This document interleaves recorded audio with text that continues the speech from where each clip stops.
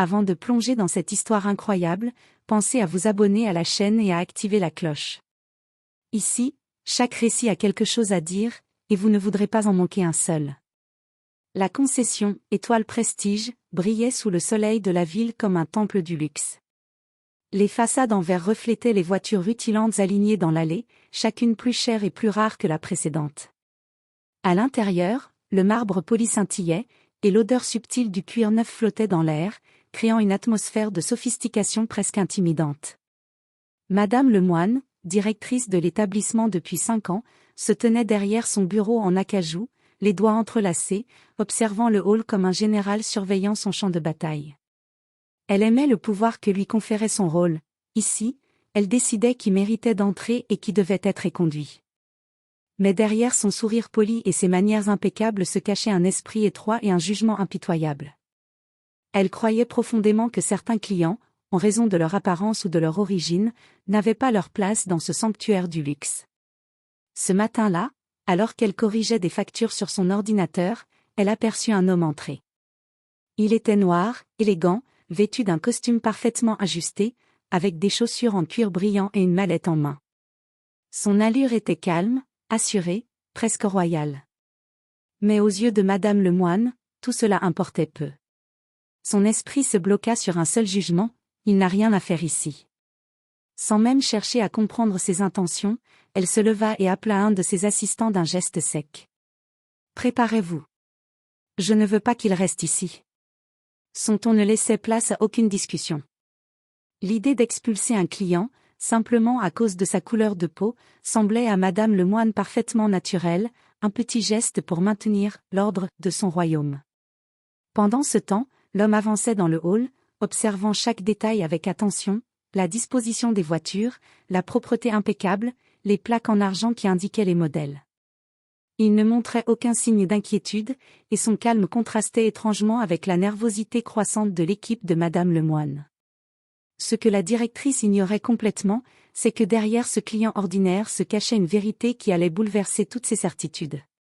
Elle pensait contrôler la situation, mais elle était sur le point de découvrir que le pouvoir qu'elle croyait détenir n'était qu'une illusion. Et ce jour-là, l'arrogance de Madame Lemoine allait rencontrer une réalité qu'elle n'était pas prête à affronter. Les portes vitrées de la concession s'ouvrirent avec un léger souffle, laissant entrer la lumière du matin et un parfum de sophistication. Alain Dumont fit son entrée. Il était grand, droit, et son costume bleu marine parfaitement taillé mettait en valeur sa prestance. Chaque pas qu'il faisait résonnait dans le hall comme un petit avertissement, il n'était pas un client ordinaire. Madame Lemoine, qui observait depuis son bureau en acajou, fronça les sourcils. L'homme noir avançait calmement, sans se laisser impressionner par les regards curieux de l'équipe. Dans son esprit, la décision était déjà prise, il devait être expulsé. Elle inspira profondément, dissimulant à peine sa colère derrière un sourire froid. « Monsieur ?» lança-t-elle d'un ton feintement accueillant, « je crains que ce modèle ne soit pas disponible pour tous les clients. » Alain s'arrêta et tourna lentement la tête vers elle, un léger sourire aux lèvres. Sa voix était posée, mais chaque mot portait une assurance qui déstabilisait l'interlocuteur. « Je suis ici pour le modèle GT Classique 2025. Je sais qu'il est rare, mais j'ai pris rendez-vous avec votre concession. » Un murmure parcourut le hall. Les employés échangèrent des regards embarrassés, réalisant que cet homme connaissait exactement les procédures de la concession. Madame Lemoine sentit un frisson d'inquiétude. Jusqu'ici, elle n'avait jamais été contredite dans ses décisions. L'idée qu'un simple client puisse remettre en question son autorité lui semblait inconcevable. Elle s'avança, essayant de reprendre le contrôle de la situation. « Je vais demander à ce que quelqu'un vous accompagne. Suivez-moi. » Mais Alain ne se pressa pas. Ses yeux observaient les voitures, détaillant chaque modèle avec une connaissance évidente du monde automobile. Il notait les détails que seuls les experts pouvaient remarquer, le cuir, la peinture, les finitions des phares. Il parlait avec respect, mais son assurance trahissait son expérience. Alors que Madame Lemoine l'escortait, son assistant murmura. « Madame, il semble, très expérimenté. » Elle serra les dents. « Qu'importe.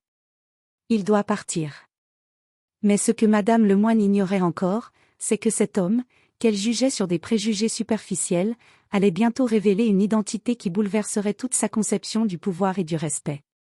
Le hall, autrefois un lieu où elle régnait en maître, était sur le point de devenir le théâtre de sa plus grande humiliation. Madame Lemoine sentit son sang bouillir.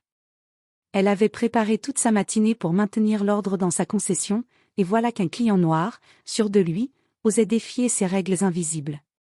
Elle fit signe à un employé de s'approcher, l'air autoritaire. « Accompagnez monsieur dehors. Il n'est pas ici pour nos services. » L'homme, Alain Dumont, leva un sourcil, mais resta calme. Sa voix, ferme mais polie, résonna dans le hall. « Excusez-moi, je crois que vous faites erreur. J'ai pris rendez-vous. Je suis ici pour discuter d'une voiture que j'ai l'intention d'acheter. » Les employés hésitèrent, déstabilisés par la manière posée et autoritaire dont il parlait. Madame Lemoine sentit son contrôle lui échapper. Elle inspira profondément, essayant de masquer son irritation, mais sa main trembla légèrement lorsqu'elle désigna la sortie. « Je ne discute pas, monsieur. Vous devez partir. Maintenant. » Alain s'approcha alors d'elle, calmement, et sortit de sa mallette une carte élégante, dorée sur les bords. Il la tendit avec un sourire qui en disait long. « Je suis Alain Dumont, propriétaire de cette concession depuis 10 ans. » Le temps sembla s'arrêter. Madame Lemoine recula légèrement, ses yeux s'écarquillant de stupeur et de peur. Les employés échangèrent des regards choqués. Celle qu'ils avaient toujours vue comme l'autorité suprême venait de se retrouver face à l'homme qu'elle croyait humilié. Alain continua, sa voix calme mais implacable. « Et vous, Madame Lemoine, êtes sous contrat avec moi. Vous n'êtes pas ici pour décider qui peut entrer ou pas. Votre rôle est de servir les clients avec respect, peu importe leur apparence. » Le rouge monta au visage de Madame Lemoine. Elle sentait l'humiliation ronger son ego. Toute sa confiance s'effondrait en quelques secondes. Les clients qui commençaient à entrer dans la concession observaient la scène avec étonnement. Le hall, autrefois lieu de son pouvoir incontesté, était devenu un théâtre de sa honte. Pour la première fois de sa carrière, Madame Lemoine ressentit ce que c'était de ne pas être en contrôle. Elle avait voulu humilier un homme noir, le chasser pour des préjugés absurdes, mais c'était elle qui était humiliée, impuissante et démasquée devant tout le monde. Et dans ce moment de silence, Alain Dumont, majestueux et serein, planta son regard dans le sien et dit simplement. « Le respect n'est pas une faveur, madame. C'est une obligation. » Le hall de la concession était maintenant silencieux, tous les regards rivés sur Madame Lemoine et Alain Dumont. La directrice sentait son cœur battre la chamade. Jamais elle n'avait été confrontée à quelqu'un qui puisse la déstabiliser autant. Ses pensées tourbillonnaient, comment ai-je pu me tromper à ce point? Alain, toujours calme, continua. Je suppose que vous pensiez pouvoir m'expulser simplement à cause de ma couleur de peau. Madame Lemoine balbutia, mais aucun mot ne sortit. Elle se sentait paralysée par l'humiliation et le poids de ses préjugés révélés devant ses employés et clients. Alain sourit légèrement, presque avec compassion, et ajouta. Je suis celui qui dirige cette concession depuis 10 ans. Tous les contrats, toutes les ventes, toutes les décisions importantes passent par moi. Les employés échangèrent des regards choqués. Ils venaient de réaliser que la femme qu'ils craignaient et respectaient pour son autorité avait failli commettre une injustice monumentale. Certains murmuraient entre eux, choqués par l'ampleur de la situation. Elle a vraiment failli expulser le propriétaire de sa propre concession? Alain s'avança d'un pas, regardant autour de lui avec une élégance naturelle. Ici, le respect et la courtoisie ne sont pas négociables. Peu importe qui entre par ces portes, peu importe son apparence ou son origine. Comprenez-vous cela, Madame Lemoine? Elle hocha la tête, incapable de parler. Chaque mot prononcé par Alain faisait trembler son ego. Elle se rendit compte que son comportement raciste et arrogant ne la rendait pas forte, mais ridicule et vulnérable. Le silence pesant fut brisé par Alain. Vous avez 2 choix, apprendre à traiter tous les clients avec dignité et respect, ou perdre votre poste. Madame Lemoine sentit une vague de honte l'envahir. Elle avait cru contrôler la situation, humilier un homme noir pour affirmer sa supériorité, mais elle avait été complètement démasquée. Son arrogance venait de se heurter à une réalité qu'elle n'avait jamais imaginée. Alors qu'Alain se dirigeait vers la voiture qu'il souhaitait examiner, elle comprit une chose cruciale: dans ce monde, le pouvoir véritable ne réside pas dans la peur ou les préjugés, mais dans la connaissance, l'autorité légitime et le respect. Et pour la première fois, Madame Lemoine sentit que sa vie professionnelle venait de basculer à jamais. Après que Alain Dumont eut pris possession du modèle GT classique pour lequel il était venu, le hall de la concession retrouva peu à peu son animation normale. Les employés, encore sous le choc, échangeaient des regards inquiets et admiratifs. Madame Lemoine, elle, était immobile derrière son bureau, le visage pâle et les mains crispées. Elle sentait une colère sourde et un profond malaise l'envahir. Comment avait-elle pu se laisser guider par des préjugés aussi absurdes? Comment avait-elle osé humilier un homme qui détenait le pouvoir ultime sur sa carrière?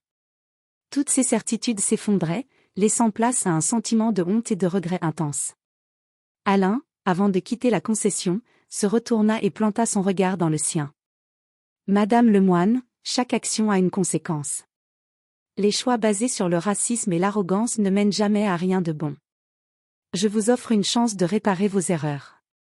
Traitez chaque client avec respect. Sinon, vous devrez accepter les conséquences. Les mots résonnèrent dans l'esprit de Madame Lemoine comme un coup de tonnerre. Elle comprit alors que ce n'était pas seulement sa réputation qui était en jeu, mais sa propre dignité. L'humiliation qu'elle avait voulu infliger à Alain s'était retournée contre elle avec une force qu'elle n'avait jamais imaginée. Elle baissa la tête, ses pensées tourbillonnant: j'ai failli tout perdre, pourquoi? Pour des préjugés stupides.